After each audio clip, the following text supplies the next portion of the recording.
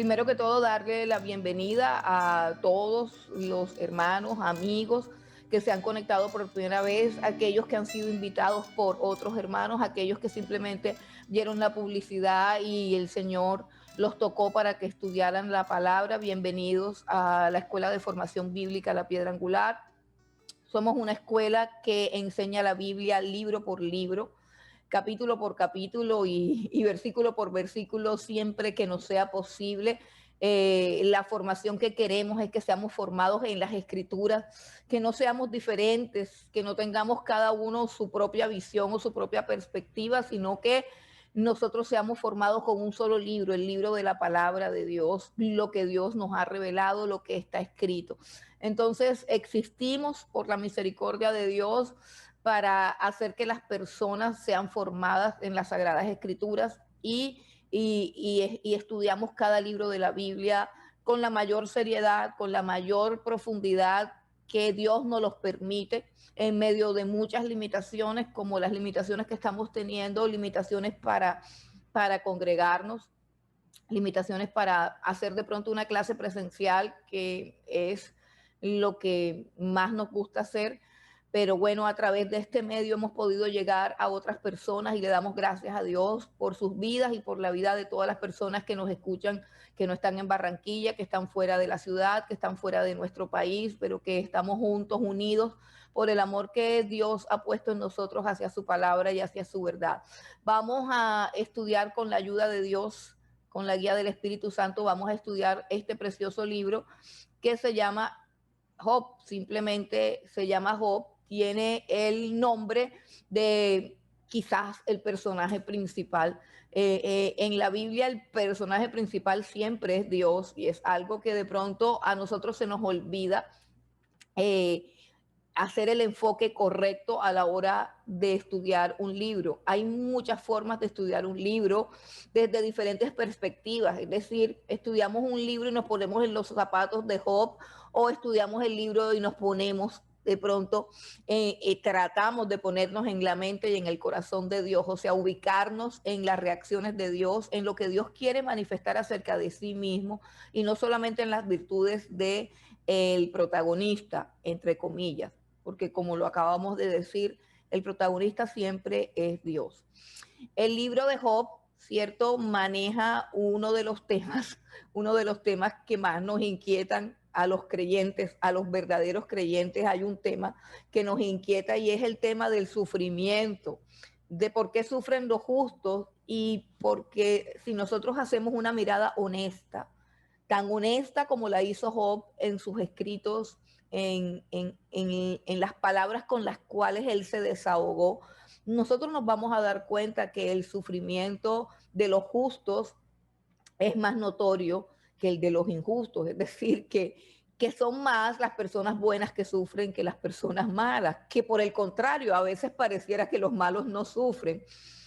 Hace poco, y no es mi costumbre, pero sentí una inquietud de ver una película en Netflix y me impactó cómo están tratando de meterle a las personas el hecho de que la maldad siempre va a triunfar cuando realmente no es así. Aunque la maldad avance, aunque la maldad crezca, aunque pareciera que la maldad está al control de la historia del universo, realmente es Dios el que está controlando el universo. Realmente es Dios quien está sentado en el trono. Realmente es Dios el que tiene el poder y la autoridad. Y el libro de Job resalta en gran manera la soberanía y el poder de Dios. Y eso es lo que queremos que miremos entre todos los tópicos y entre todas las temas.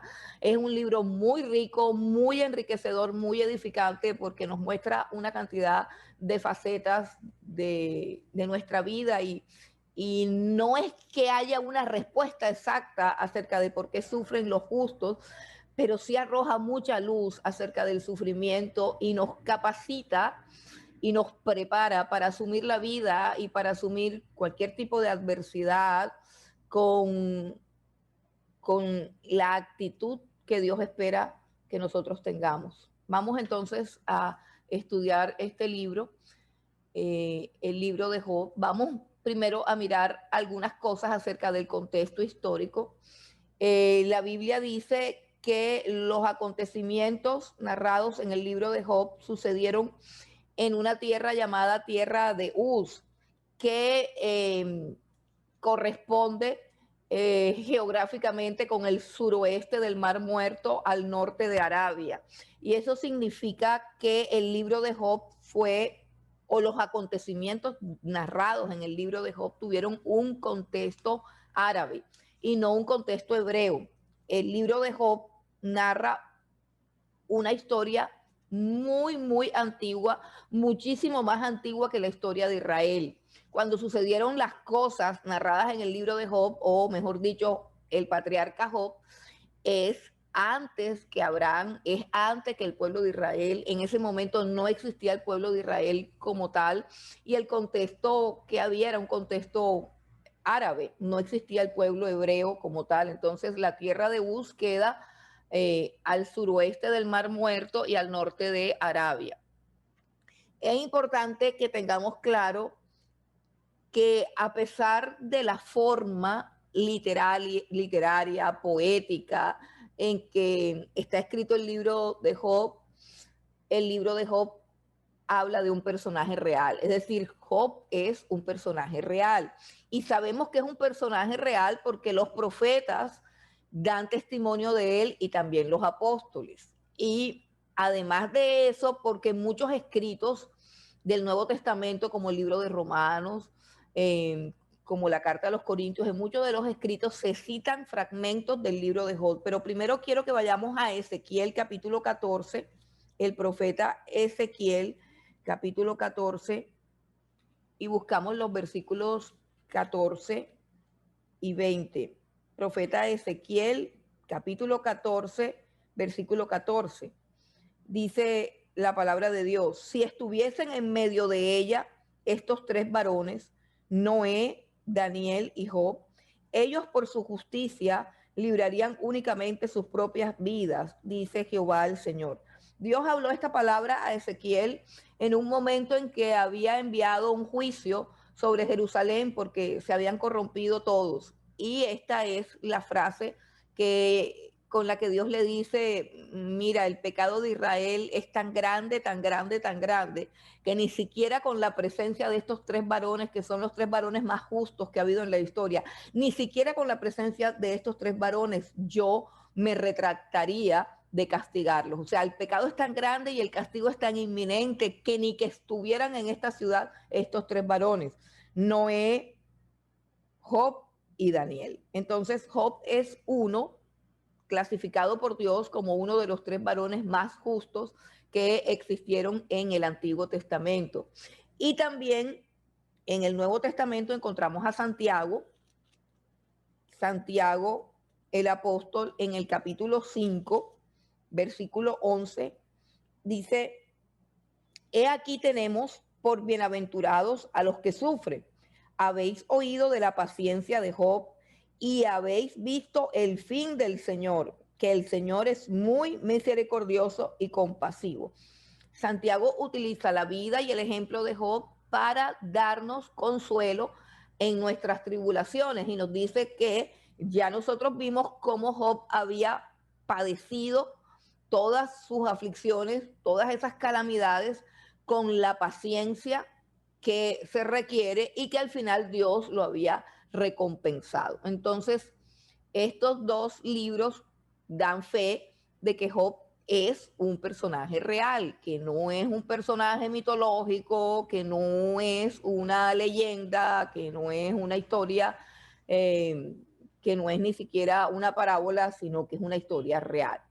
La fecha, les decía que la historia como tal, o sea, una cosa es la fecha en que esto sucedió y otra cosa es la fecha en que esto se escribió. Vamos a la fecha en que esto sucedió. Se dice que estos acontecimientos, o que Job vivió, o es contemporáneo o anterior. O sea, aproximadamente hablando, Job es contemporáneo de Abraham o anterior a Abraham. Y se cree que vivió alrededor del año 2000 antes de Cristo.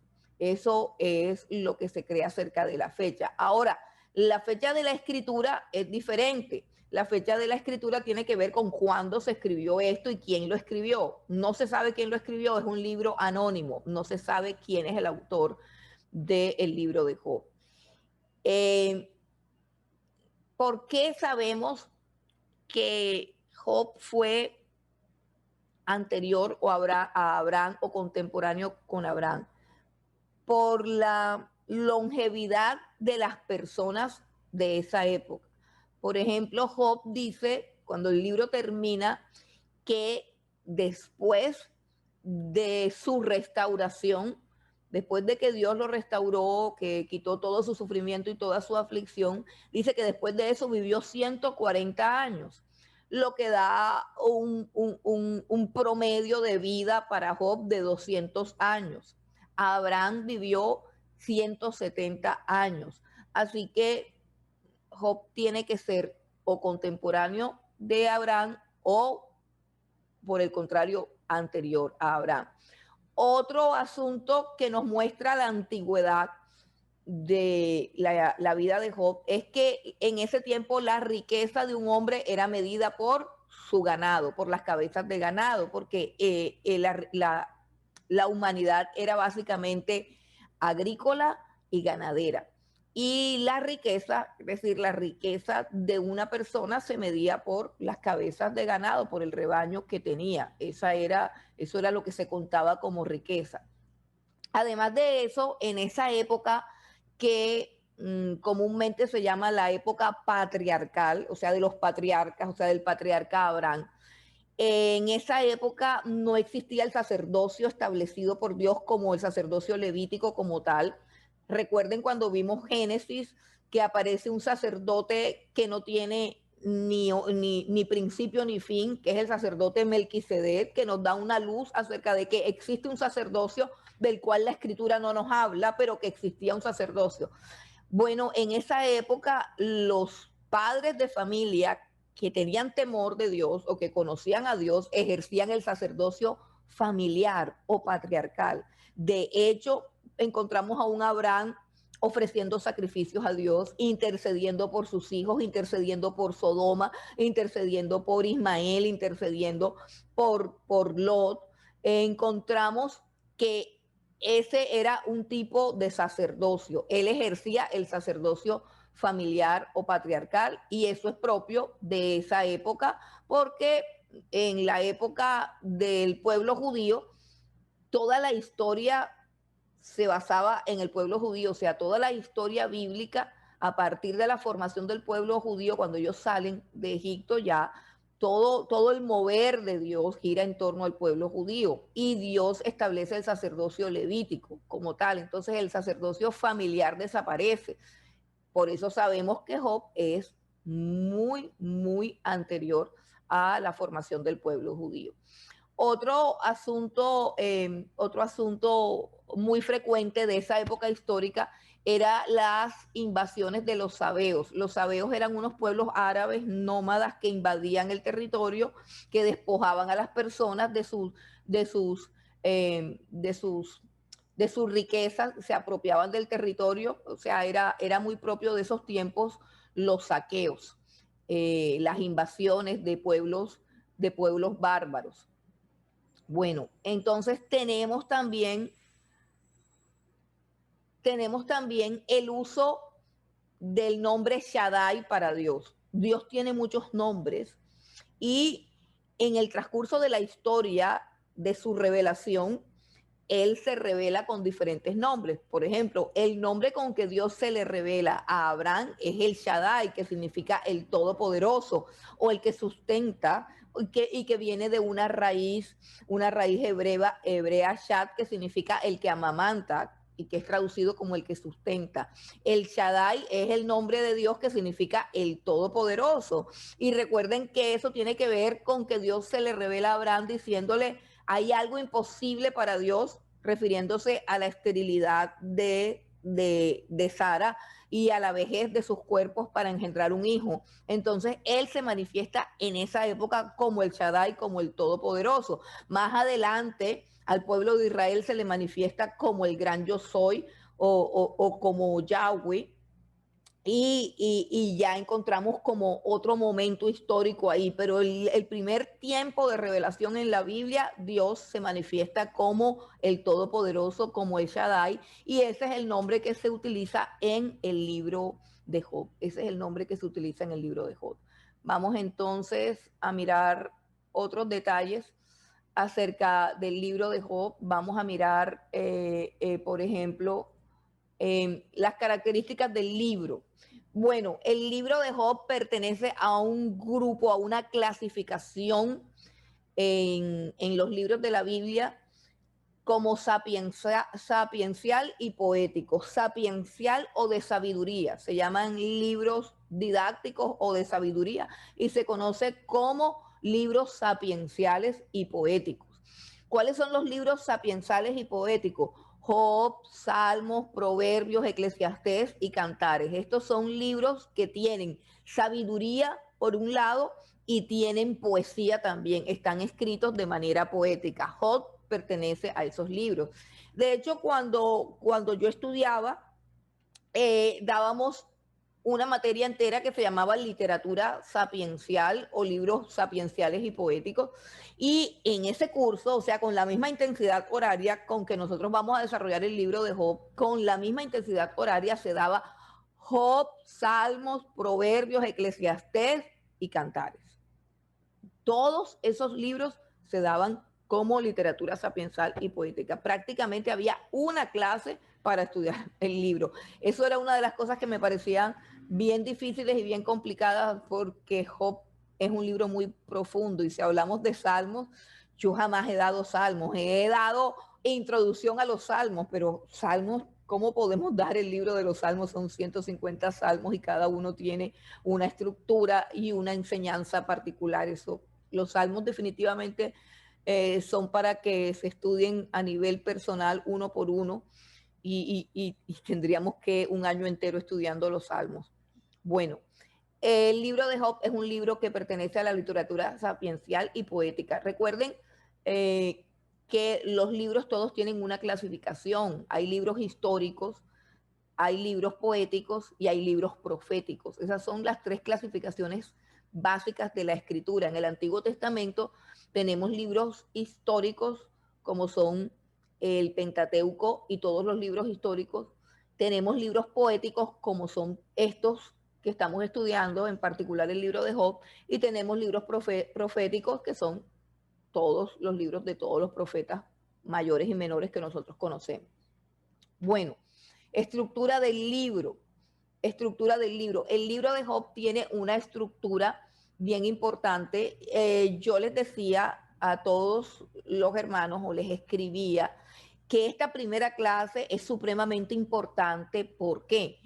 Porque en esta clase se da el primer episodio donde se abre el telón a una situación, a un drama que está viviendo Job y se abre el telón del cielo y en el cielo se muestra una explicación de algo que Job y sus amigos acá en la tierra nunca pudieron comprender y nunca pudieron percibir. De tal manera que si nosotros no asistimos a esta clase, o no verificamos esta clase antes de continuar con las futuras clases, no vamos a entender el libro. Entonces, hay algunas personas que tienen por costumbre conectarse a la segunda o a la tercera clase y no hay problema. No es lo ideal, no es lo correcto, pero usted no va a recibir toda la edificación que podría dar el libro completo. Va a recibir algo. Pero aquí en particular es muy complicado que usted se conecte a la segunda o a la tercera clase y que entienda el libro. ¿Por qué? Porque el meollo del asunto está contenido en el primer y el segundo capítulo. Entonces, el primer y el segundo capítulo del libro de Job tienen un prólogo escrito en prosa. Y después de ese prólogo en prosa, a partir del capítulo 3 comienzan 3 ciclos de diálogos que tienen que ver con Job, sus amigos, luego Eliú y luego Dios. Y todo eso va hasta el final del libro y el libro termina finalmente con un epílogo en prosa. Entonces tenemos que el prólogo del capítulo 1 y 2 y el epílogo del último capítulo están escritos en prosa, es decir, como una narración, como un cuento, como la narración de un cuento.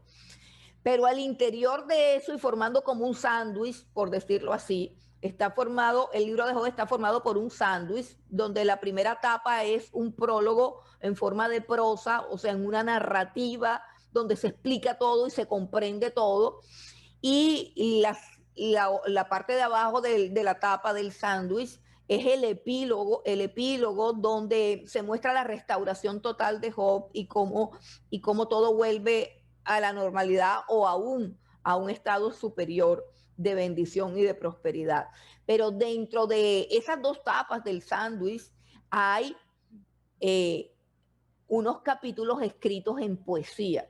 Si bien por ser traducidos al español, no vamos a poder encontrarle la rima, la métrica y todas esas cosas que hacen parte de la poesía que nosotros conocemos. En hebreo están en poesía y son unas poesías. Entonces, es un poco complejo el libro en cuanto a su estilo literario por la forma en la que está escrito. Entonces, esa es la estructura básica, es la estructura literaria del libro. Primero un prólogo donde se explica todo, que es capítulo 1 y 2. Luego vienen 3 ciclos de diálogos en donde hay un debate entre Job y sus 3 amigos. Eso va del capítulo 3 al capítulo 31. Luego interviene un joven llamado Eliú que aparece en escena y que también hace su intervención. Y esta intervención de Eliú es una intervención un poco más sabia, un poco más ubicada. Luego hace su intervención Dios y finalmente encontramos el final, que es un epílogo, otra vez vuelve al estilo de la narrativa, de la prosa, y así termina el libro de Job. Bueno, esa es la estructura. Vamos entonces a mirar el tema del libro, supremamente importante. A nivel universal, se considera que el tema del libro de Job es el sufrimiento de los justos. ¿Por qué? Pues porque eso es lo que domina el libro. El libro está dominado por el sufrimiento y el sufrimiento de un hombre justo, de un hombre noble, de un hombre puro, un hombre que es atormentado de todas las maneras posibles. Y se ha aceptado universalmente que el tema del libro es el sufrimiento de los justos. Y de hecho, el libro aporta mucha luz a la pregunta ¿por qué sufren los justos? ¿Por qué sufren los justos? Y si nosotros vemos el telón del cielo corrido y observamos todo lo que nos revela Dios en su palabra acerca de las causas del sufrimiento y del dolor, vamos a encontrar mucha luz, vamos a encontrar mucho consuelo y vamos a encontrar mucha claridad. Sí, pero además de ese tema que es tratado aquí profundamente, magistralmente, detalladamente, además de ese tema existe otro tema que quizás puede ser el tema fundamental que no está siendo percibido precisamente porque nos preocupa más la problemática de nuestro propio sufrimiento, precisamente porque tenemos una óptica un poco egocéntrica de la vida y buscamos en Job lo que necesitamos, un consuelo para nuestras propias tragedias, para nuestras propias aflicciones, y a veces no podemos ver más allá de lo que el libro plantea. Hay otro interrogante que se plantea en el libro de primero, y el primer interrogante que se plantea en el libro, según lo vamos a estudiar ahora, no es por qué sufren los justos. El primer interrogante y lo primero que se cuestiona en el libro es si existe o no la devoción desinteresada. Lo que se cuestiona en el libro no es la integridad de Job, sino los motivos y los intereses de Job acerca de por qué él es un hombre íntegro. Fíjense que la profundidad del libro va mucho más allá de lo que nosotros podemos detectar. Y yo quiero hacerles un llamado en esta noche para que nosotros vayamos mucho más allá y observemos el libro con total detenimiento y encontremos una joya preciosa que hay en el libro, y es el hecho de que se plantea un cuestionamiento, Satanás plantea un cuestionamiento y le cuestiona a Dios, que está orgulloso de la integridad de Job. Dios está orgulloso de la fidelidad de Dios. Dios está orgulloso de la entereza del carácter de Job. Y Satanás le plantea a Dios el hecho de que Job es íntegro por interés, de que Job obedece a Dios porque simplemente le conviene obedecer y no porque realmente Dios sea un Dios digno de adoración, de devoción y de obediencia. Conocemos lo que el diablo dijo. El diablo le dice a Dios: ¿acaso sirve Job a Dios de balde? Tú lo has bendecido, tú le has puesto un cerco, tú le has añadido bendición, todo lo que él hace prospera. Quítale todo lo que tiene para que veas que va a blasfemar tu nombre. Así que lo que se está cuestionando primeramente ahí no es por qué sufren los justos, y no es ese el meollo del asunto, y no es ese el motivo por el cual se desarrolla toda la historia, no es ese. En la conversación que hay no figura el tema del sufrimiento, figura el tema de la sinceridad, de la devoción de los hombres hacia Dios, de la desinteresada devoción hacia Dios, que no es otra cosa que un apunte hacia la dignidad de Dios. Le servimos a Dios porque nos toca y porque nos conviene.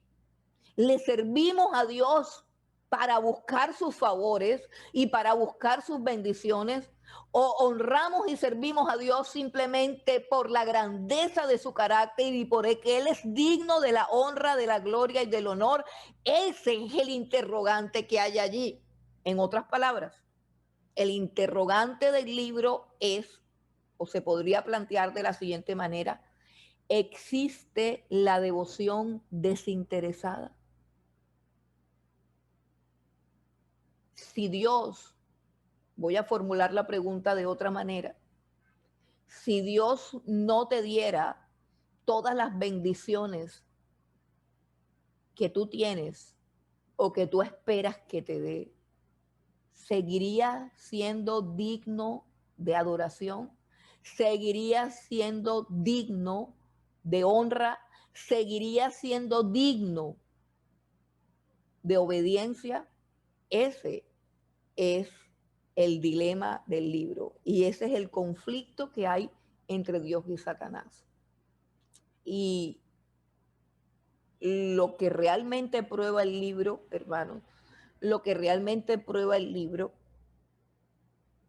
es que existió un hombre llamado Job que supo adorar a Dios no por lo que Dios daba, sino por lo que Dios es.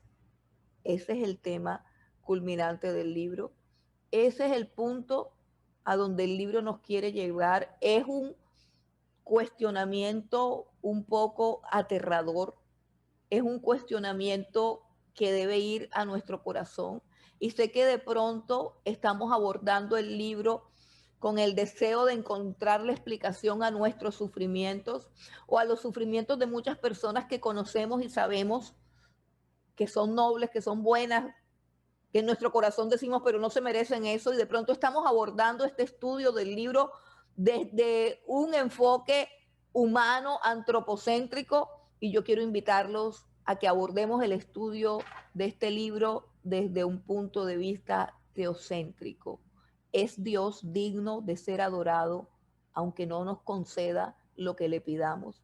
¿Es Dios digno de ser adorado por las cosas que nos da?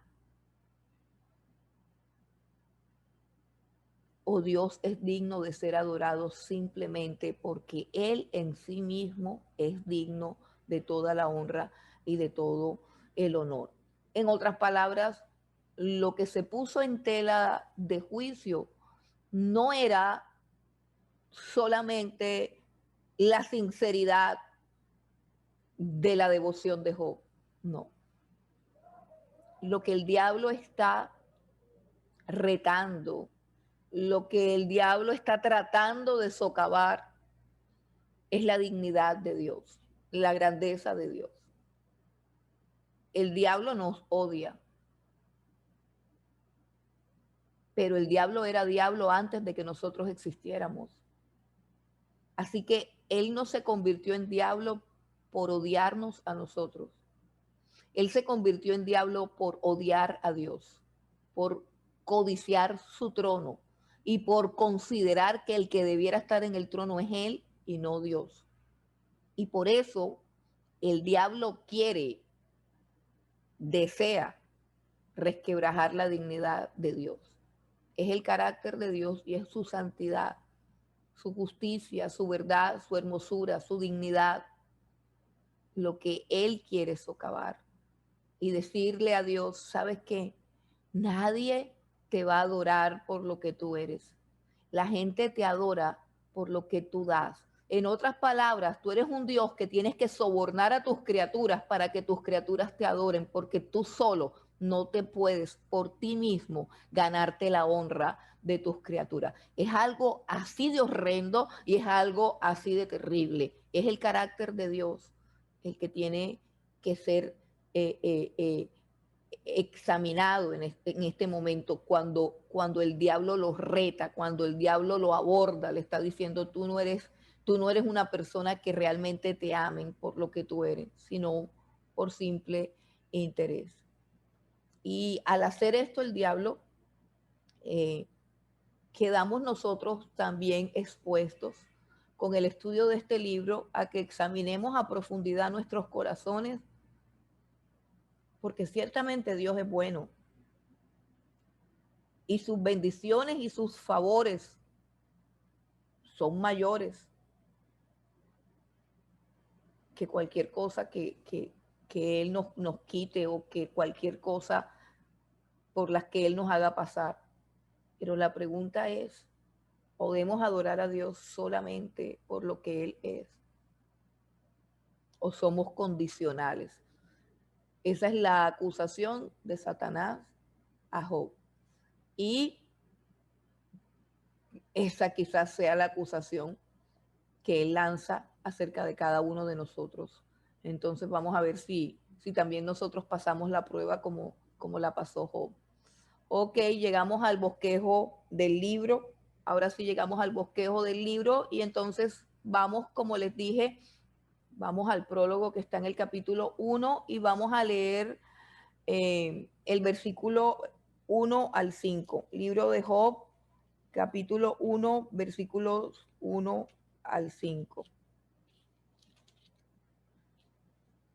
Dice así: hubo en tierra de Uz un varón llamado Job, y este era hombre perfecto y recto, temeroso de Dios y apartado del mal. Y le nacieron 7 hijos y 3 hijas. Su hacienda era 7,000 ovejas, 3,000 camellos, 500 yuntas de bueyes, 500 asnas y muchísimos criados. Y era aquel varón más grande que todos los orientales. E iban sus hijos y hacían banquetes en sus casas, cada uno en su día, y enviaban a llamar a sus 3 hermanas para que comiesen y bebiesen con ellos. Y aconteció que habiendo pasado en turno los días del convite, Job enviaba y los santificaba, y se levantaba de mañana y ofrecía holocaustos conforme al número de todos ellos, porque decía Job: quizá habrán pecado mis hijos y habrán blasfemado contra Dios en sus corazones. De esta manera hacía todos los días. Bueno, lo primero que encontramos aquí es un cuadro de la integridad de Job. En estos 5 primeros versículos se hace un resumen de la integridad del carácter de Job. Y lo primero que dice la escritura es en cuanto a su carácter, que este hombre era perfecto y recto, perfecto y recto. En el contexto oriental, la palabra perfecta o perfecto no significa lo mismo que significa para nosotros los occidentales. Nosotros hemos asociado la palabra perfecto a lo contrario de humano. Es decir, si la persona es un ser humano, no puede ser perfecta porque la perfección no existe para el ser humano. En ese sentido, para nosotros la perfección es imposible en el ser humano porque ese es el concepto que tenemos de perfección. O sea, una persona que nunca jamás se equivoca, que nunca jamás comete un error, que nunca jamás tiene una falla.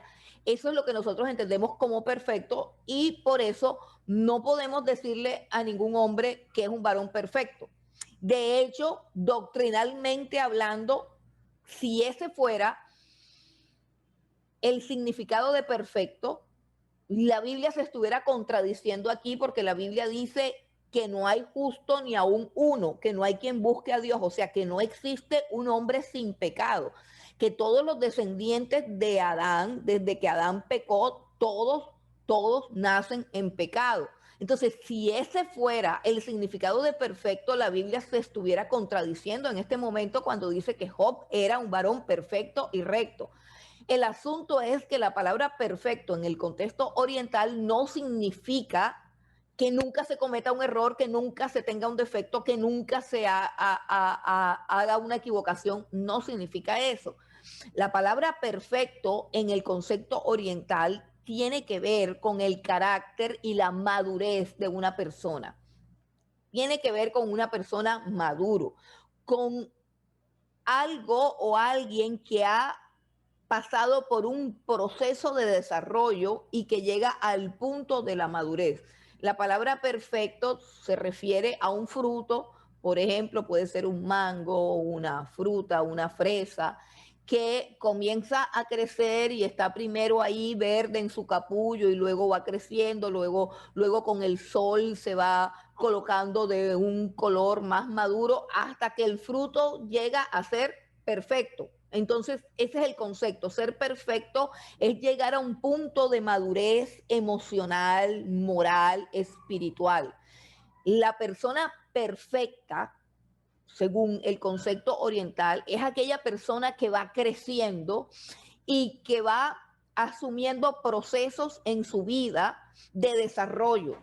Entonces, una persona perfecta es una persona que de niño tuvo una formación con unos padres que le enseñaron la integridad, que le enseñaron la decencia, que le enseñaron los modales, que le enseñaron el respeto, que le enseñaron el temor de Dios. Y luego de niño pasa a adolescente y va creciendo y se va formando en principios y valores. Y luego de adolescente pasa a la edad adulta y asume responsabilidades y comienza a cumplir con sus responsabilidades, a cumplir con su palabra. La persona perfecta es aquella que comete un error, pero sabe reconocerlo y sabe corregirlo. La persona perfecta es aquella que alcanza su madurez aprovechando todos los procesos que la vida le brinda y aprovechando todos los recursos que tiene a su alcance para crecer y ser cada día mejor persona. Un varón perfecto es un varón maduro, es un varón que no tiene unas limitaciones morales, que no tiene unas limitaciones psicológicas, que no tiene dependencias, que no tiene brotes de niñez, de inmadurez, ¿cierto? Ahora, es un varón perfecto en cuanto a su carácter, en cuanto a su madurez. Y recto quiere decir que no es hipócrita, que no finge las cosas, que sus actitudes son verdaderas, que sus palabras son verdaderas, que todo lo que hace es verdadero, que no es uno delante de la gente y otro al interior de su familia, que tal cual como es con su casa, lo es también en la calle. Eso es un varón recto, es alguien que no tiene un doblez, es alguien que no tiene una torcedura en su carácter. Bueno, dice que es un varón perfecto y recto. Ahora, en cuanto a la parte espiritual, en cuanto a su devoción a Dios, dice que es temeroso de Dios y apartado del mal. La vida espiritual tiene un fundamento. La Biblia dice que el principio de la sabiduría es el temor a Dios. Y el temor a Dios es lo que hace que hagamos lo que Él espera de nosotros y nos apartemos de aquellas cosas que sabemos que nos contaminan y que nos separan de Él. Entonces es un varón que es temeroso de Dios y apartado del mal. Eso en cuanto a su vida espiritual. Ahora, en cuanto a sus responsabilidades como padre, dice que tenía 7 hijos y tres hijas. Y dice que estos hijos, por supuesto, eran jóvenes hijos de un padre supremamente adinerado, supremamente rico. Así que estos jóvenes tenían todas, todas los privilegios que podía tener un joven de esa época. Dice que era el más grande de los orientales, así que podemos encontrar que estos muchachos eran los jóvenes más ricos de la sociedad de Oriente en ese momento, y sabemos que esto es un poco difícil de manejar. Tanta riqueza y juventud al mismo tiempo son cosas difíciles de manejar. Entonces, dice algo bien interesante que tiene que ver con el ejercicio del sacerdocio patriarcal. Una de las cosas que resaltan la integridad del carácter de Job y su perfección es que él era el sacerdote de su casa, que él ejercía el sacerdocio para con sus hijos, para con su esposa. Dice que él se levantaba muy de mañana cada vez que sus hijos se reunían, cada vez que hacían sus fiestas, sus celebraciones, y él con ese temor de que sus hijos pudiesen haber ofendido a Dios y con el temor de que pasara algo por causa de haber ofendido a Dios, con ese respeto que él siente por la persona de Dios, él ofrecía a Dios holocaustos, ofrecía a Dios sacrificios, y dice que santificaba a sus hijos. ¿Qué quiere decir esto? Que era un hombre que intercedía por sus hijos, que era un hombre que le clamaba a Dios por los hijos, que ejercía el sacerdocio de su familia, de su casa, que es algo a lo que Dios nos ha llamado, que es algo a lo que Dios nos ha encomendado. De hecho, en la Biblia, cuando Dios le va a revelar a Abraham la decisión que ha tomado con respecto a destruir Sodoma y Gomorra, dice: yo no voy a encubrirle nada a Abraham, porque Abraham es mi amigo y yo sé que él instruirá a sus hijos en el temor de Dios. Una de las cosas que Dios valora es que nosotros le inculquemos a nuestros hijos el temor a Dios y el temor a la palabra, que nosotros gobernemos nuestra casa y hagamos que el nombre de Dios sea respetado en la casa. Mientras estamos en una casa y nosotros gobernamos, sostenemos, sustentamos la casa, la autoridad que tenemos debe ser usada para que Dios sea honrado y Dios sea respetado. Dios aborrece al padre de familia que permite que sus hijos deshonren la casa y deshonren a Dios. Este fue el caso, por ejemplo, del sacerdote Elí. El sacerdote Elí y toda su familia fue removida del sacerdocio porque él permitía que sus 2 hijos, Ofni y Fines, fornicaran en el altar, se engordaran con las ofrendas que el pueblo traía para la casa de Dios, blasfemaban de Dios, daban mal testimonio de Dios. Y el sacerdote Elí no los reprendía, no los retiraba del sacerdocio, no tenía celo por la santidad de Dios. ¿Y qué sucedió? Que en un solo día Dios retiró del sacerdocio a los 2 hijos, los mató a sus 2 hijos, y además de eso, ese día, cuando el sacerdote Elí recibió esa noticia, la Biblia dice que él estaba muy pesado, muy gordo, y se cayó de la silla donde estaba y murió desnucado. Ese fue el final del sacerdote Elí. ¿Por qué? Porque siendo un hombre llamado al sacerdocio, no ejerció el sacerdocio.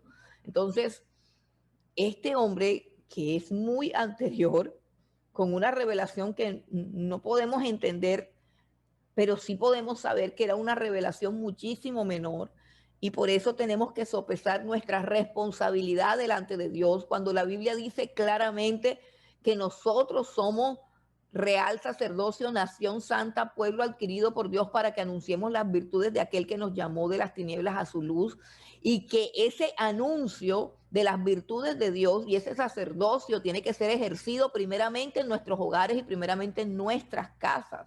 De hecho, la Biblia dice que los requisitos de los obispos es que tengan a sus hijos en sujeción, porque si no pueden gobernar su casa, ¿cómo van a gobernar la casa de Dios? Entonces, eso es bien importante y es una señal clara del carácter de Job, cómo él ejercía el sacerdocio espiritual con sus hijos y no dejaba que sus hijos hicieran lo que les daba la gana, sino que estaba siempre amonestándolos en el temor de Dios. Además de eso, y algo que también es contundente para mostrarnos el carácter, la santidad, la justicia, la rectitud del carácter de Job, es que Job era supremamente rico, y dice que era el más grande de los orientales, o sea, en cuanto al dinero, eso se refiere en cuanto al dinero. El versículo número 3, la última frase del versículo número 3 dice, era aquel varón más grande que todos los orientales, se refiere a su riqueza. Esa frase está en la narrativa de su fortuna. 7,000 ovejas, 3,000 camellos, 500 yuntas de bueyes, 500 asnas, muchísimos criados. Es el más grande de los orientales. Solamente un carácter íntegro puede resistir tener tanto dinero y tener tanto poder y no corromperse ni envanecerse. Solamente un carácter puro, un carácter íntegro puede manejar una fortuna tan grande, y no convertirse en una persona arrogante, altiva, insensible, arrogante, corrupta. El mucho dinero hace que las personas se envanezcan. El mucho dinero hace que las personas se olviden de Dios. El mucho dinero hace que los corazones se endurezcan. La persona que tiene mucho dinero se vuelve egoísta, se vuelve egocéntrica.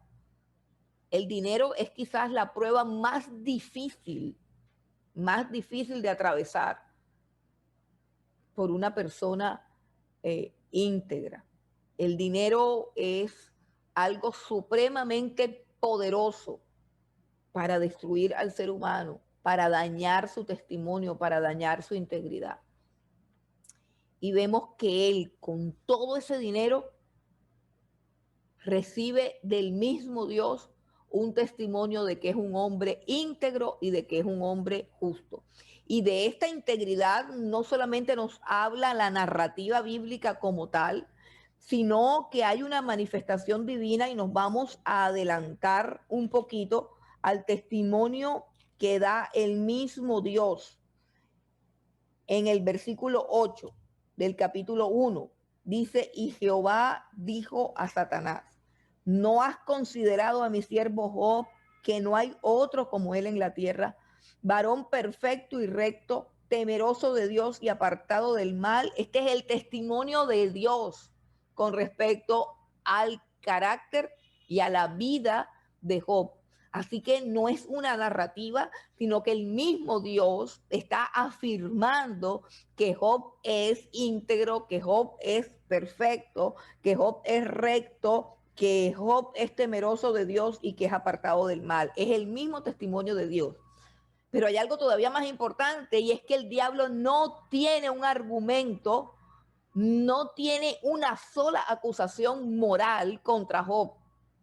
El diablo no puede rebatirle a Dios el argumento de su integridad moral, ni de su conducta, ni de su carácter. No lo puede rebatir. Y como no encuentra ningún hecho, ningún acto, ninguna conducta, ninguna frase, ninguna palabra que Job haya dicho que pueda contradecir la evaluación que Dios hace de su integridad, como no encuentra nada, entonces él acusa a Job de ser un interesado, es decir, acusa el corazón de Job. Recuerden, Satanás no puede escudriñar un corazón. El único que escudriña los corazones es Dios. Satanás solamente puede andar, como dice la escritura, por ahí, alrededor, observando lo que hacemos y observando lo que decimos. Es lo único que puede hacer. Y solamente puede acusarnos con base en lo que ve que hacemos o en lo que escucha que decimos. Y tampoco es omnipresente, es decir, no puede estar en todas partes, pero de alguna manera, él busca a los siervos de Dios que están dando buenos resultados en la obra y en el reino y se dedica a observarlos para encontrar algo de qué acusarlos. Pero en el caso de Job, cuya integridad es testificada por Dios, el diablo no puede rebatirla, no puede acusarlo de nada, de tal manera que el mismo diablo también asiente con respecto a lo que Dios dice, que evidentemente la conducta de Job es recta, el caminar de Job es recto, el hablar de Job es recto, que evidentemente él manifiesta tener temor de Dios y evidentemente está apartado del mal. Hay una evidencia clara y Satanás no puede contradecir eso. Y como no lo puede hacer, apunta a algo que él no sabe.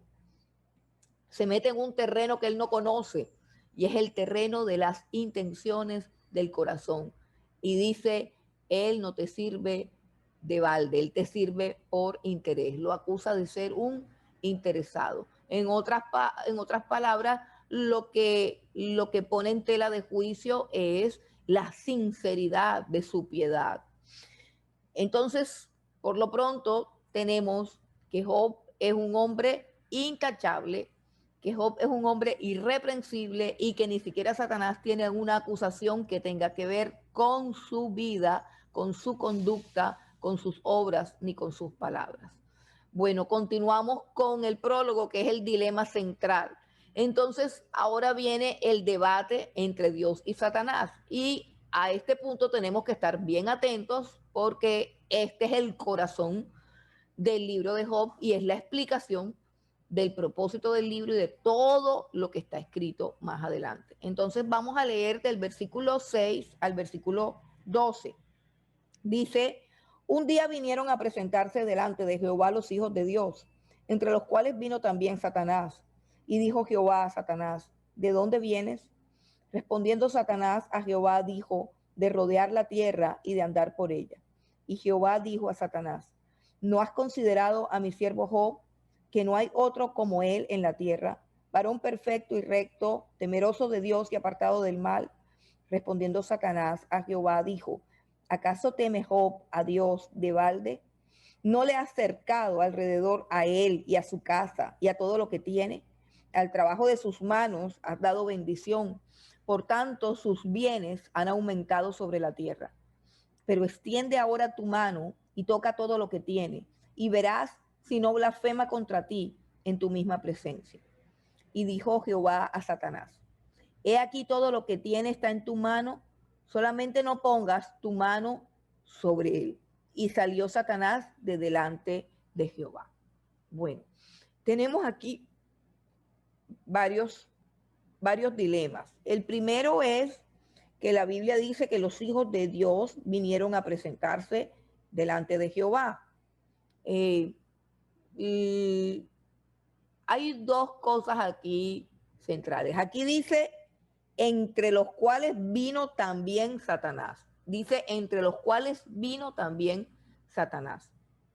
La frase entre los cuales vino también Satanás, puede implicar que él no es hijo de Dios, sino que vino junto con los hijos de Dios.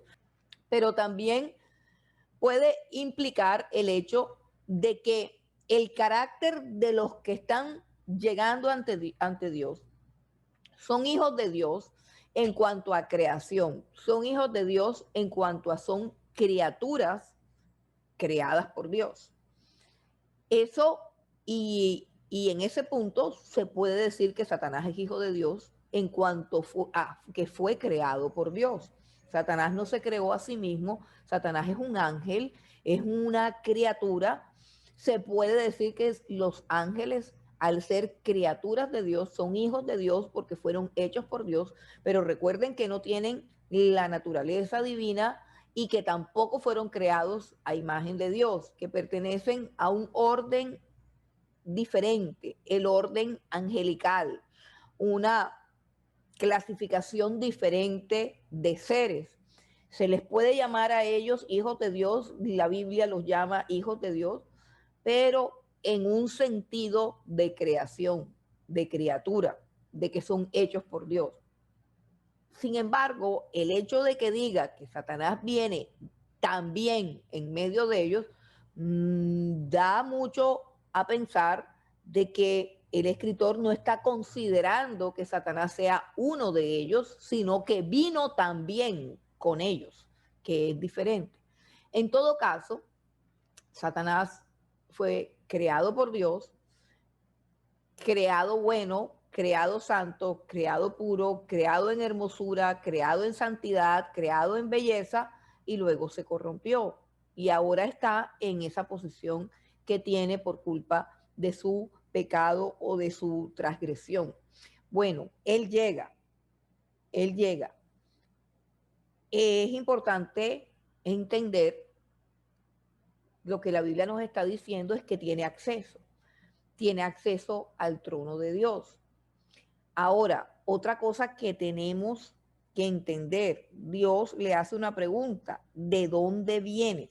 Número uno, Satanás tiene acceso al trono de Dios. Número dos, hay un lugar donde él anda. Nosotros, por lo general, ubicamos a Satanás en el infierno, pero el infierno es un lugar donde no ha ido absolutamente nadie. Es un lugar que todavía no ha sido inaugurado. Es un lugar que Dios ha preparado para él, para Satanás y para todos los ángeles que se corrompieron junto con él y para todos aquellos que le quieran seguir a él en su transgresión. Pero como tal, nadie ha entrado a ese lugar llamado infierno o lago de fuego o el Seol, como lo quieran llamar. Nadie ha entrado allá porque el primero que va a entrar es él, porque ese lugar fue creado para él, pero todavía él no ha llegado allá. Dios lo va a llevar allá, pero todavía no. Entonces, en el momento en que el libro está siendo escrito, podemos encontrar dos cosas. Número uno, que Satanás tiene acceso al trono de Dios. Y número dos, que el lugar donde él se mueve no es el infierno, sino la tierra. Dios le pregunta, ¿de dónde vienes? Y él le contesta, de rodear la tierra y de andar por ella, de rodear la tierra y de andar por ella. Así que el lugar favorito o el lugar de acción donde él trabaja es en la tierra y él le gusta rodear la tierra. A esto se refirió Pedro cuando escribió en Primera de Pedro capítulo 5 versículo 8, un texto que nosotros conocemos, pero lo tenemos que leer para recordar. Primera de Pedro capítulo 5, el versículo 8, dice lo siguiente: sean sobrios y velen, porque vuestro adversario el diablo, como león rugiente, anda alrededor buscando a quien devorar. Anda alrededor buscando a quien devorar.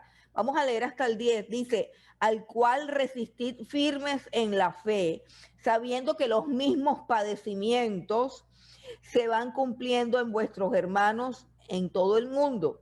Mas el Dios de toda gracia, que nos llamó a su gloria eterna en Jesucristo, después que hayáis padecido un poco de tiempo, Él mismo os perfeccione, afirme, fortalezca y establezca. Y en este texto de Primera de Pedro nos dicen tres cosas que se relacionan directamente con el libro de Job. Primeramente, que nuestro adversario, y eso es importante, es nuestro adversario. El diablo anda como un león rugiente, rondando alrededor. Es lo mismo que él ha dicho, le ha dicho a Dios, estoy alrededor de la tierra dando vueltas, mirando para ver qué veo, mirando para ver qué me atrae, mirando para ver qué cosas puedo hacer, mirando para ver qué se me ocurre hacer, ¿cierto? Y dice, seamos sobrios y velemos, porque vuestro adversario, el diablo, anda por ahí como un león rugiente buscando a quien devorar. y luego hace una relación con nuestros sufrimientos. O sea que él tiene, Satanás tiene una relación directa con la causa y la razón de los sufrimientos de la iglesia, de los sufrimientos del pueblo de Dios. Dice, al cual resistimos firmes en la fe, sabiendo que los mismos padecimientos, o sea, que los padecimientos tienen mucho que ver con el andar de Satanás alrededor de la tierra. Ahora podemos encontrar otro ejemplo en Lucas 22, un ejemplo de cómo trabaja el diablo con los justos. Lucas capítulo 22 es un pasaje también que todos conocemos. Versículo 31, Jesús le dice a Pedro, dijo también el Señor, Simón, Simón, he aquí Satanás os ha pedido para zarandearos como a trigo, pero yo he rogado por ti, que tu fe no falte, y tú una vez vuelto, confirma a tus hermanos. ¿Qué quiere decir esto? Que está sucediendo lo mismo con el apóstol Pedro, está sucediendo lo mismo, pero hay algo bien interesante aquí, y es lo que podemos ver también en el libro de Job, que él no puede hacer nada sin el permiso de Dios, no puede hacer absolutamente nada si Dios no le da permiso.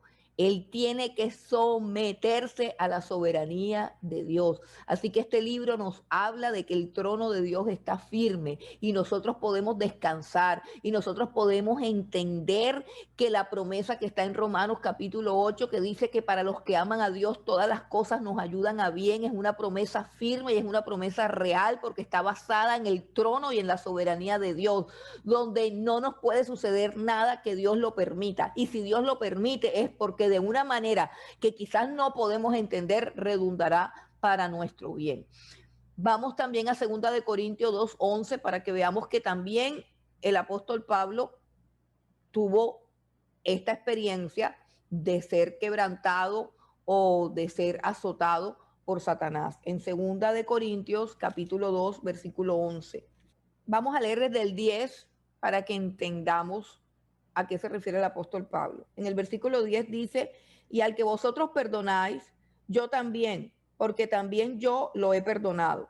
Si algo he perdonado, por vosotros lo he hecho en presencia de Cristo, para que Satanás no gane ventaja alguna sobre nosotros, pues no ignoramos sus maquinaciones. ¿Qué quiere decir eso? El apóstol Pablo fue ofendido por alguien, fue traicionado por alguien y él está dando testimonio de que él lo ha perdonado y que tiene que ser perdonado para que Satanás no gane ventaja. ¿Qué quiere decir eso? Hermano, conocemos que hay una ley que Dios nos enseñó en su palabra, que si nosotros no perdonamos a los que nos ofenden, Dios tampoco nos perdona a nosotros. Es la ley que se expresa en el Padre nuestro. Perdónanos, Dios, nuestras ofensas, así como nosotros perdonamos a los que nos ofenden. ¿Cuántas veces debo perdonar a mi hermano? Preguntó Pedro. Y Pedro dijo, oh, Señor, como 7 veces. Y Dios le dijo, no, 70 veces 7. Y luego narró una parábola acerca del perdón, donde implica que el hecho de que Dios me haya perdonado a mí todos mis pecados y toda mi deuda me obliga a mí a perdonarle todas las faltas y todos los errores a los hermanos que me puedan ofender. Cuando yo no hago eso, estoy infringiendo una ley espiritual. Y si Satanás se da cuenta de que yo estoy guardándole rencor, de que yo estoy maldiciendo a un hermano, de que yo estoy por detrás del hermano hablando mal porque le tengo rabia, porque le tengo rencor, le estoy abriendo una puerta a Satanás. Airaos, pero no pequéis. No se ponga el sol sobre vuestro enojo, no deis lugar al diablo. Entonces de eso se trata. Entonces el apóstol Pablo dice, tengo que perdonar, tengo que manejar unas relaciones correctas. ¿Para qué? Para que Satanás no gane ventaja sobre nosotros. Miren qué interesante la conciencia que tiene el apóstol Pablo acerca de cómo se mueve Satanás en medio de la iglesia y en medio de los ministros de Dios para dañar lo que se está haciendo. Vamos a 2 de Corintios capítulo 12, y aquí hay un ejemplo de cómo es azotado con una enfermedad el apóstol Pablo y cómo él está consciente, gracias a Dios, que él está consciente. Job no estaba consciente, Job no tenía un panorama tan claro como lo tiene aquí el apóstol Pablo. O sea, es mucho más fácil afrontar el sufrimiento cuando tenemos claro el origen, la causa, la razón y el propósito del sufrimiento. Cuando no entendemos el sufrimiento es mucho más difícil de sobrellevar. Entonces, gloria a Dios por toda la luz que Él nos ha dado. Segunda de Corintios, capítulo 12, el versículo 7, dice lo siguiente, el apóstol Pablo: y para que la grandeza de las revelaciones no me exaltase desmedidamente, me fue dado un aguijón en mi carne, un mensajero de Satanás que me abofetee para que no me enaltezca sobremanera. Respecto a lo cual 3 veces he rogado al Señor que lo quite de mí, y me ha dicho: bástate mi gracia, porque mi poder se perfecciona en la debilidad. Por tanto, de buena gana me gloriaré más bien en mis debilidades, para que repose sobre mí el poder de Cristo. Miren, el apóstol Pablo reconoce que esto que le está pasando, este aguijón en la carne, es algo que lo debilita y que lo hace depender más del poder de Dios. Y entiende que ese aguijón en su carne que lo humilla tiene como propósito impedir que él se envanezca a causa de todas las revelaciones que él ha recibido de parte del Señor Jesucristo, que no se vuelva altivo, que no se vuelva arrogante, que no se crea más que los demás, porque sinceramente él sabía más que los demás doctrinal y teológicamente hablando en la iglesia. Tenía una revelación más grande y más profunda que la del resto de los apóstoles. Los escritos del apóstol Pablo son los más profundos acerca del conocimiento de Dios. La revelación del apóstol Pablo es muy superior a la de los otros apóstoles. ¿Y qué dice? Bueno, yo reconozco que Dios me ha dado un aguijón en la carne, algo que me humilla, una enfermedad, una limitación, una debilidad, que tiene 2 propósitos. Yo he orado para que Dios me la quite, pero entiendo que tiene 2 propósitos. Propósito número 1, que yo no me envanezca, que yo no me vuelva una persona arrogante por todas las revelaciones y la sabiduría que Dios me ha dado. Y segundo, que me sienta lo suficientemente débil para buscar el poder de Dios siempre y no me vuelva una persona confiada en sí misma. Pero la tercera cosa que él reconoce es que el que le trae esa enfermedad, el que le trae ese aguijón es el diablo. Dice, es un mensajero de Satanás que me abofetea. Un mensajero de Satanás que me abofetea. Él está diciendo, el origen del mal, el origen de la enfermedad, la esencia de todo lo malo y de todo lo vergonzoso y humillante en mi vida proviene de Satanás, no está en la mente de Dios, sino que Dios en su sabiduría lo permite porque eso me ayuda a depender de él, pero el origen es satánico, el origen es diabólico. Entonces, miren la comprensión tan clara que tiene el apóstol Pablo y que tenemos nosotros por la revelación que Dios nos da, gracias a su palabra y gracias a lo que Dios nos regala, que Dios corre el telón de su trono, corre el telón de su corazón para mostrarnos a nosotros cosas que en su momento no se las quiso mostrar a Job. Job nunca supo de esta conversación, Job nunca supo de este reto entre el diablo contra Dios, no supo de eso. Dios tampoco se lo explicó, porque Dios no está obligado a darle explicaciones a nadie de lo que hace. Todo lo hace conforme a sus propósitos y todos sus propósitos y su voluntad son buenas, agradables y perfectas, mas no siempre lo podemos entender. Ahora miremos la actividad de Satanás. La actividad principal de Satanás es acusar.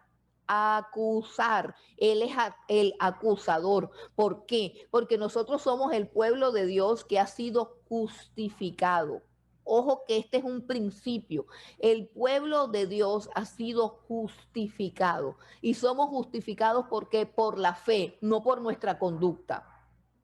Somos justificados por la fe, no por nuestra conducta. Y la justicia de la fe es la justicia del Señor Jesucristo. Óigase bien, la justicia de la fe es la justicia perfecta del Señor Jesucristo.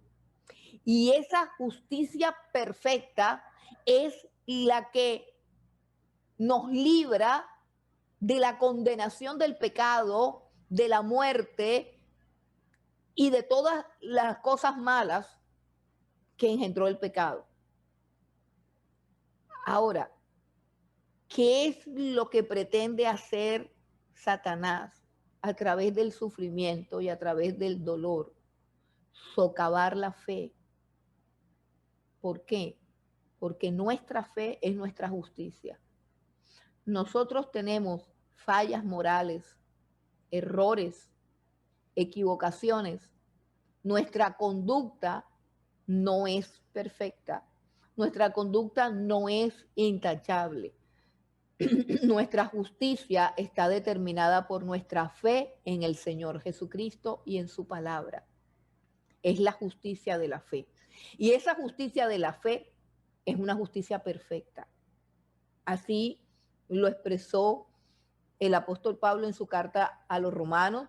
Dice, pero ahora, aparte de la ley, se ha manifestado la justicia de Dios, la justicia que es por la fe para todo el que cree, como está escrito, el justo por la fe vivirá. La justicia de nosotros no está determinada por nuestra conducta, sino por nuestra fe.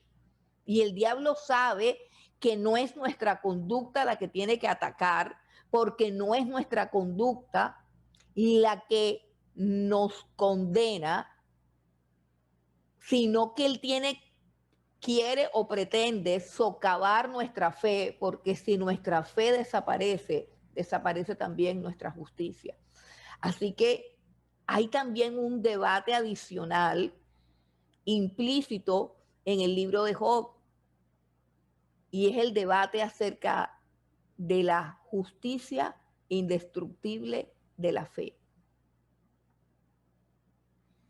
¿Puede la fe de un verdadero creyente ser socavada o destruida? Si la fe del verdadero creyente es destruida, entonces es destruida también la justicia o la justificación de ese creyente, y ese creyente necesariamente tiene que ser condenado. Y ese es el juego de Satanás. ¿Tiene fe? Voy a demostrar que no la tienes. Y si logro demostrar que no puedes creer en Dios, que tu fe está basada solo en, en lo que tus ojos ven, que cuando tienes una falencia, que cuando tienes un problema, reniegas y blasfemas de Dios, si yo puedo demostrar que tú no eres una persona de fe, porque el justo por la fe vivirá y no por vista. La fe es la certeza de lo que se espera, la convicción de lo que no vemos. Y cuando no vemos, creemos si tenemos fe. Repito, cuando usted no ve nada, cuando usted no ve salud, cuando usted no ve dinero, cuando usted no ve prosperidad, pero levanta sus manos y le da gloria a Dios, usted tiene fe. Y si tiene fe, usted es justo delante de Dios. Pero si usted deja de ver cosas, se va la plata, se va la salud, se va esto, y usted entonces ya no adora, sino que maldice o reniega, su fe desapareció. Y si su fe desapareció, desapareció también su justicia. Y usted quedó como un impío más. Así que no solamente es un debate por el sufrimiento en sí y ni por la paciencia, sino por la fe, de la justicia, de la fe. Entonces, vean que esto es algo bien complejo, porque tenemos que entender a profundidad lo que Dios nos está revelando. El diablo acusa porque el diablo quiere condenación. Dios nos ha dado en Cristo Jesús y por la fe nos ha dado justificación. El diablo, a través de la acusación, busca nuestra condenación. Y esa es la pugna de la guerra espiritual. Por eso es que el apóstol Pablo escribió en Romanos, ¿quién acusará a los escogidos de Dios si Dios es quien justifica? Cristo es el que murió, aún más el que está sentado a la diestra de Dios, el que intercede por nosotros. Bueno, ok, pero esa frase, ¿quién acusará? tenemos un acusador.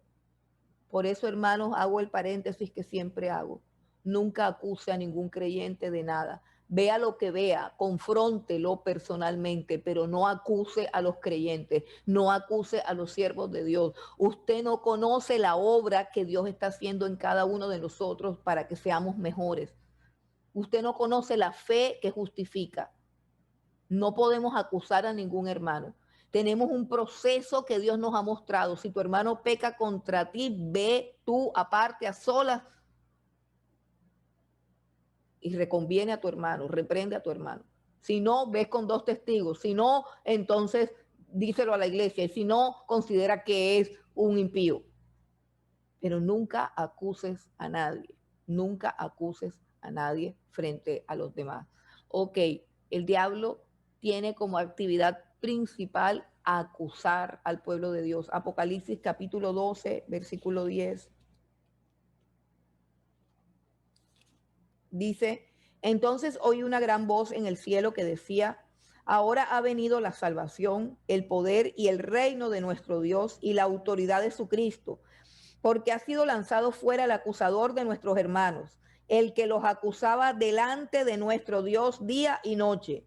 Apocalipsis 12, versículo 10. Dice que él los acusaba delante de Dios día y noche. Esa es su labor principal.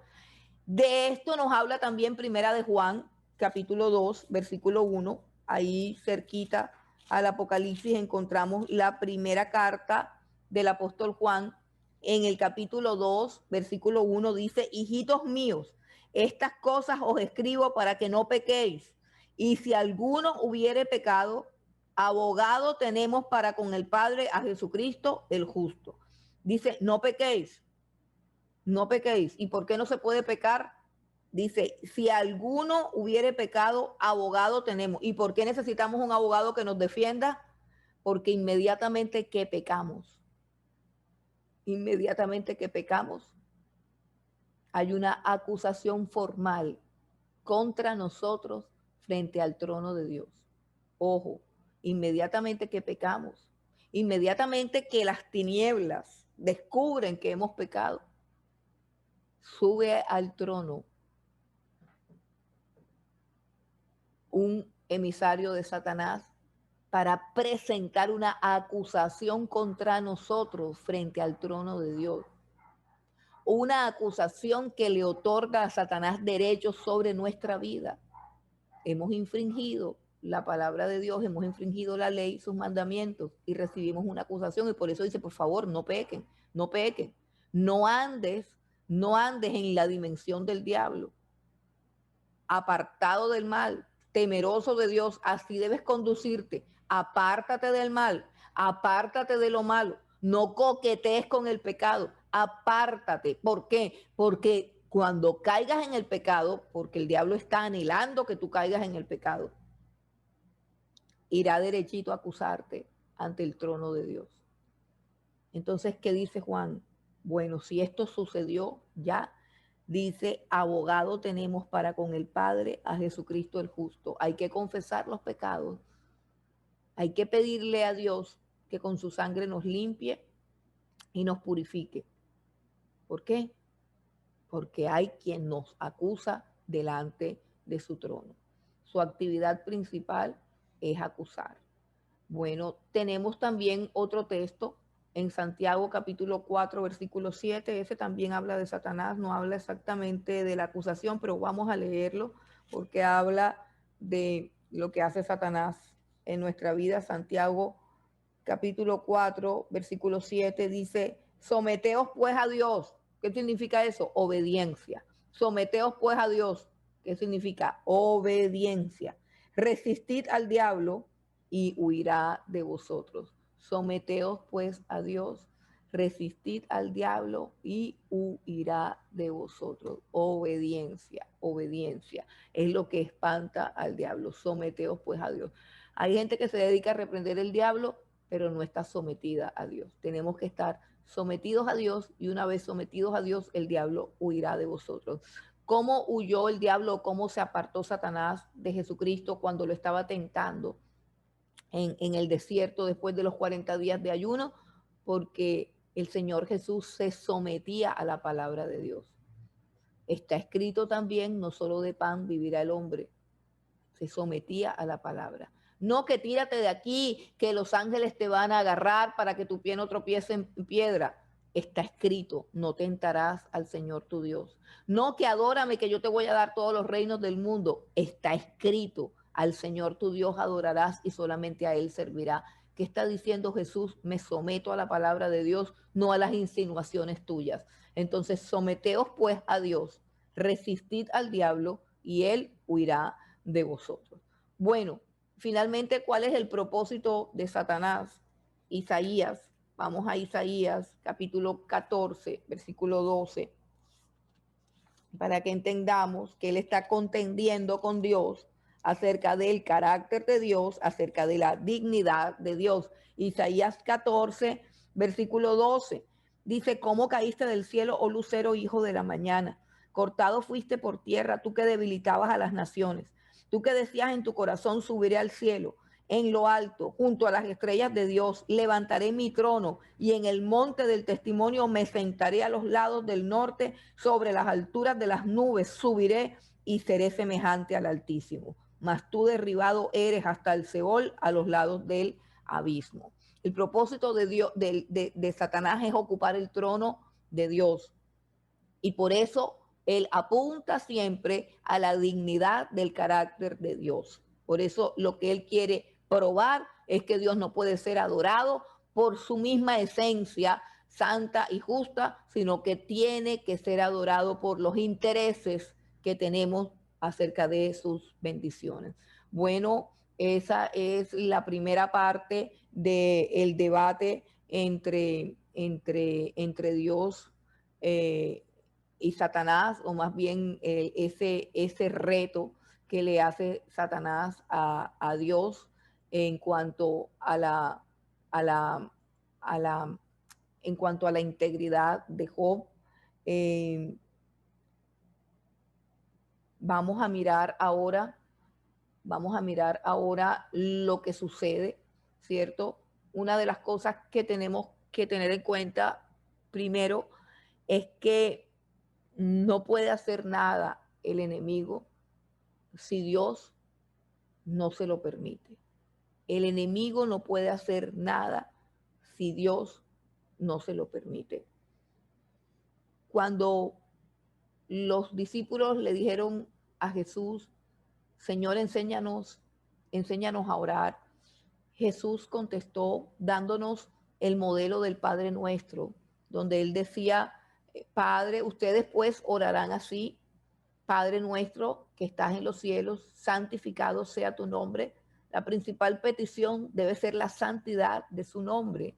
O sea, de lo que estamos hablando aquí. Él es santo, Él es digno de ser adorado. No importa lo que dé, no importa lo que quite, Dios es santo y es digno de ser adorado por lo que es Él. Pero aún más, es un placer y es un deleite adorarlo. En medio de una sociedad tan corrupta y en medio de placeres tan oscuros y tan turbios, no hay un privilegio más grande que poder entrar al trono de la majestad y de la santidad de Dios y poder levantar los brazos y cantar para Él.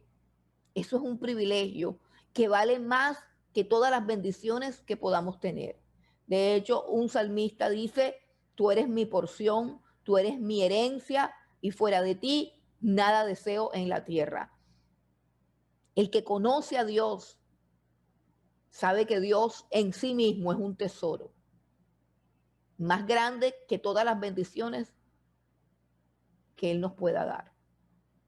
Ni tu casa, ni tu plata, ni tus hijos, ninguna de tus propiedades, ni tus títulos, ni tu ministerio, ni tus cargos, ni tu puesto, ni tu fama. Nada es tan glorioso ni tan valioso como la persona de Dios. Y ninguno de los privilegios que puedas tener, quizás tienes muchos privilegios, quizás duermes en una cama cómoda, quizás vives en una casa lujosa, quizás manejas un carro costoso, quizás tienes un cargo bueno en tu empresa.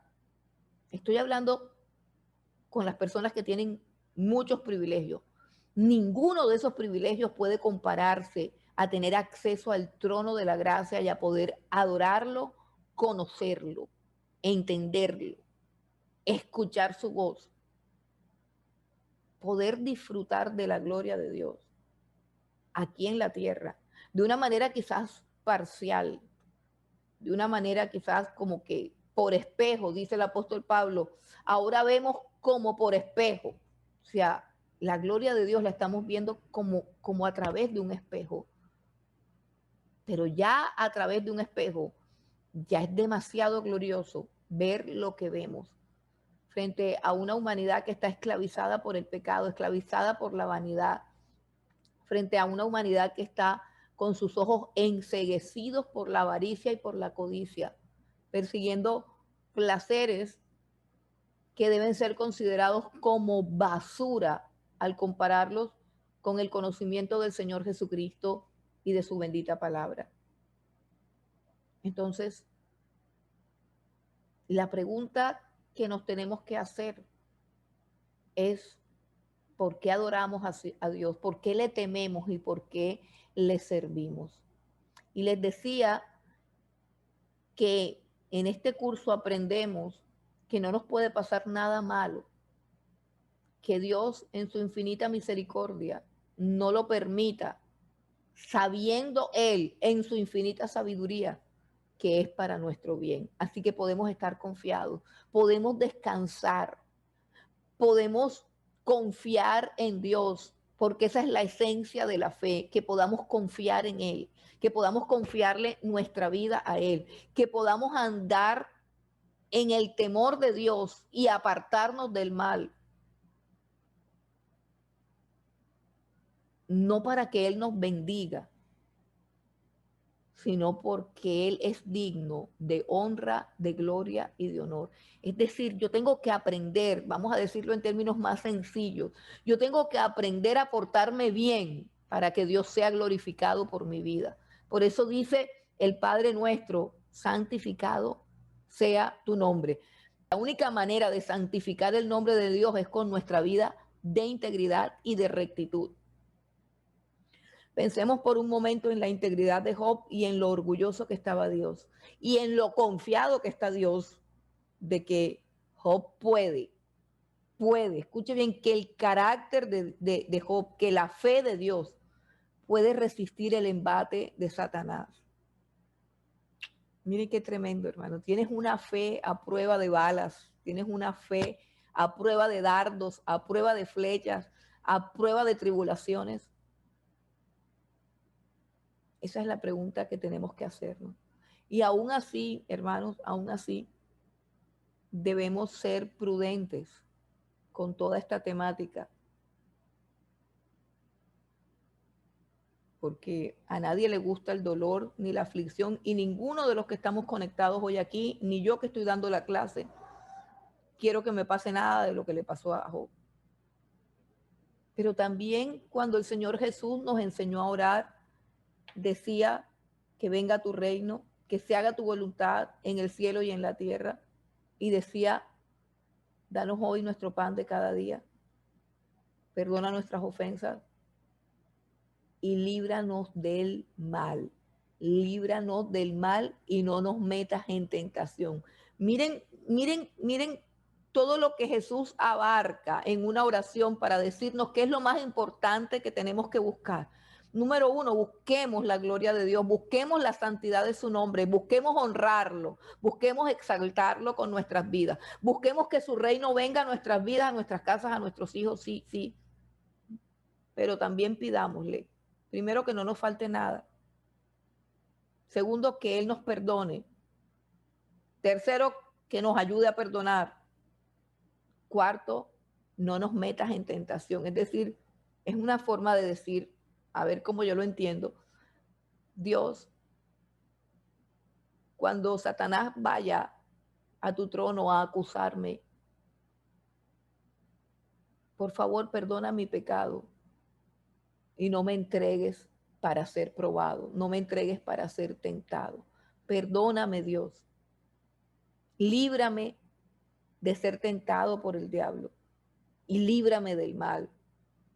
Es parte de la oración. Y debemos decirle a Dios, aferrados a la promesa que dice que ninguno de nosotros va a ser tentado más allá de lo que pueda soportar, sino que juntamente con la prueba, con la tentación, Él nos dará la salida. Y dice también el Salmo que Él no dará nuestro pie al resbaladero, que Él no dará nuestro pie al resbaladero.